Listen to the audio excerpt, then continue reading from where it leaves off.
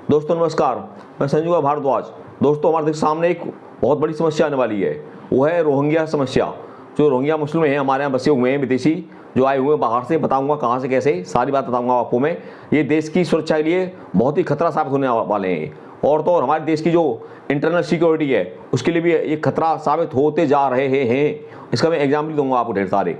इससे पहले मैं आपको ये बता दूं कि रोहिंग्या जो मुस्लिम हैं ये समस्या कैसे बनी और क्या है समस्या। ये एक्चुअली जब इंग्लैंड का शासन था इंडिया पर और बर्मा पर, तब अंग्रेज़ों ने बांग्लादेश के अंदर जो रहते थे रोहिंग्या मुस्लिम, इनको हटा करके और बर्मा का एक प्रांत है रखाइन प्रांत में इनको वहाँ बसा दिया।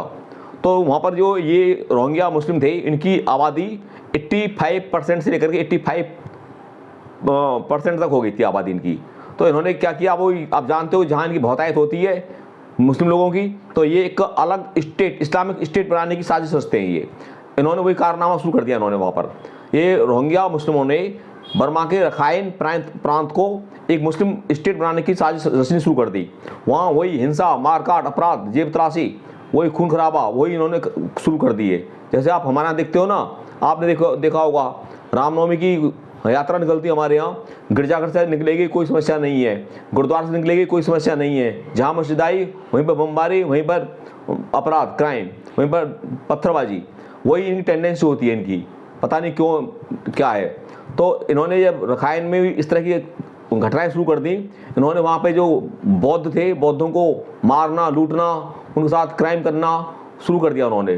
जो बौद्ध थे, बौद्ध की संख्या थी मात्र 15 से लेकर के 20% बौद्ध थे रखाइन प्रांत में, जहाँ ये रोहिंग्या मेजॉरिटी में थे।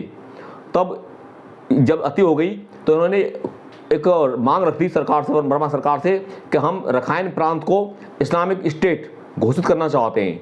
तो ये बर्मा आप जानते हो एक बौद्ध कंट्री है, तो वो कैसे स्वीकार कर लेगा कि उसके एक स्टेट को इस्लामिक स्टेट डिक्लेयर कर दिया जाए। इन्होंने और तो और जो बौद्धों के जो पवित्र स्थान होते हैं, मठ, चैत्य, विहार, स्तूप, इनको तोड़ना शुरू कर दिया।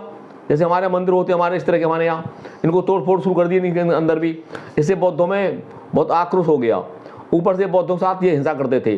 अब एक अचानक घटना आती है, बहुत मोड़ जो लेती है। वो घटना वो थी कि एक बौद्ध महिला थी, उसके साथ इन्होंने रोहिंग्या मुस्लिमों ने उसका रेप किया, और रेप करने के बाद उसका मर्डर कर दिया और उसको गड्ढे फेंक दिया।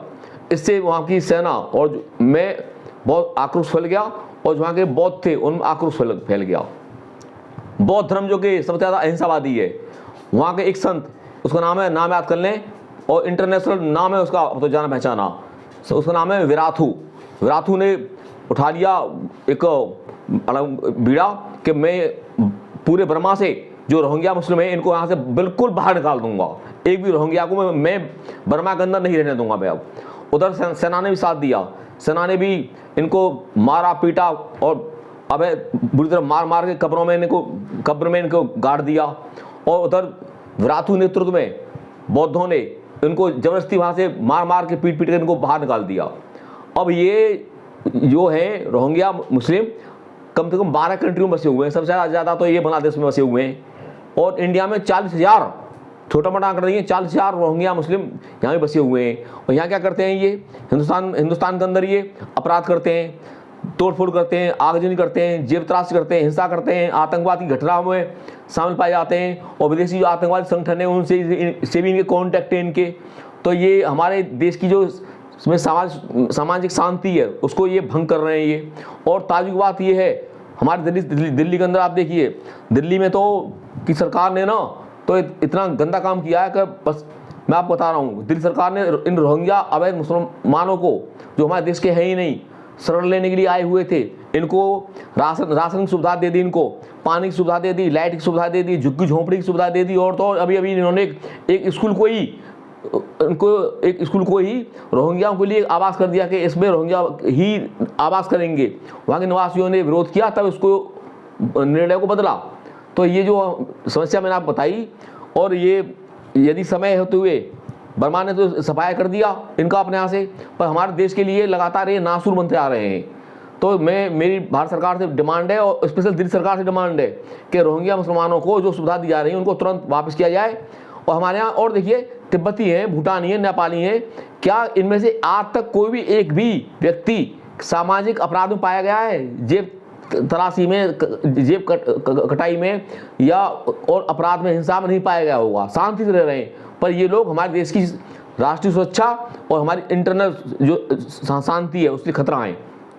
तो मैंने आपको रोहिंग्या मुसलमानों के बारे में जो जानकारी दी वो किस प्रकार लगी आपको? तो हमें रोहिंग्या मुसलमानों को देश से बाहर करना चाहिए या नहीं करना चाहिए, या इनको सपेर हैं, सांप हैं, इनको देश के अंदर रखना चाहिए? आप अपने कमेंट के माध्यम से मुझे बताएं। यदि हमारा देश सुरक्षित है तो हम सुरक्षित हैं, आप सुरक्षित हैं। जय हिंद, जय भारत।